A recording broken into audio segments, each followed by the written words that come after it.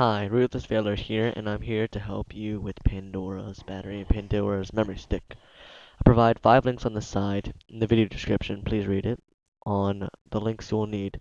Now, to make a Pandora's battery, I link on the side. Alright.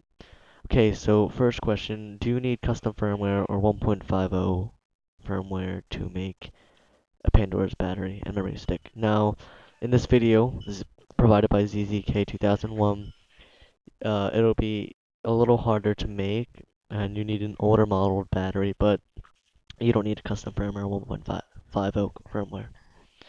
Okay, now second one is where can I find uncorrupted Pandora files?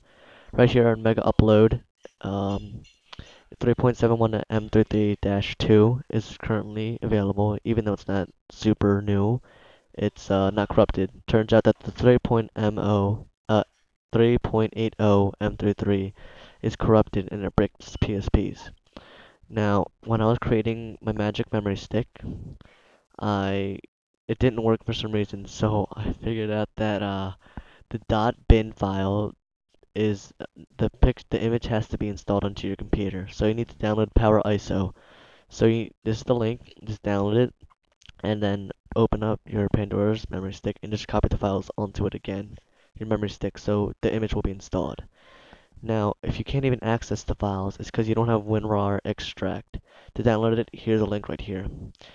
Okay, there's a difference between PSP Classics or FAT and PSP Slim or New.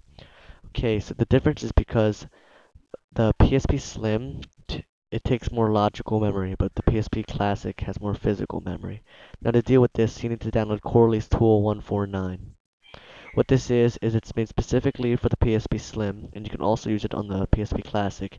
If you stick this onto your game folder and then root your memory stick, I forget which one, so I'm just going to mention both, it'll give you the Pandora memory on your Slim and your Fat.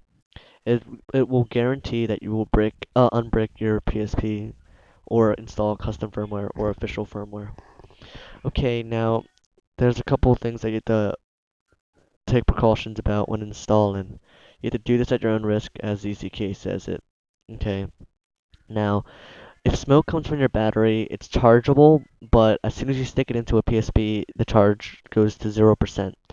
So you can kiss that battery goodbye. So you want to keep that as a spare. Another question is, how much memory does it take? I have to say, about 128 to 256 megabytes is probably pretty decent. And if you want to back those up onto your computer, like back up your files into either My Documents or something like that. Another thing was, will this damage your PSP? Chances are it won't. And there's another question, does it unbrick all PSPs? No. I have 3 PSPs. I have a PSP Slim and 2 PSP Classics.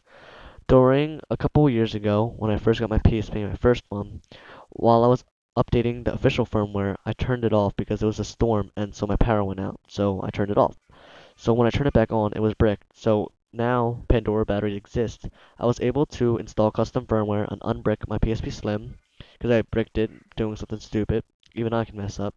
I unbricked my PSP Classic, my second PSP Classic, but my first PSP is still unfixable, like unbreakable. When I turn it on with Pandora, nothing turns on. The screen works fine because I took apart my PSP. I stuck the screen into my new PSPs, both of them, and the screen works. It's just a crack in the middle. But whenever I stick my screen back into the old PSP, it doesn't turn on. The links, I mean the light blinks, the WLAN and the memory stick dual links, light blinks, Jesus.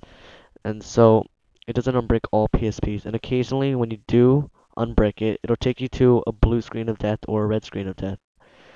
You just press circle and it should fix it, but if it doesn't, then you can't fix it. It's corrupted and it can't fix the flash files.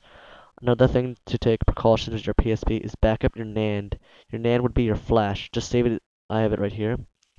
Just take both of the folders, flash 0 and flash 1, because those are the only ones that are actually important.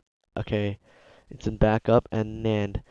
Flash 2 and 3 have nothing in it, but Flash 0 has the actual folders.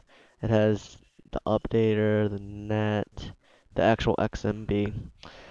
Remember to rate, and if you have any more questions, just ask, and I'll include any new questions any new questions that are going to be answered in the video description. Thanks for watching.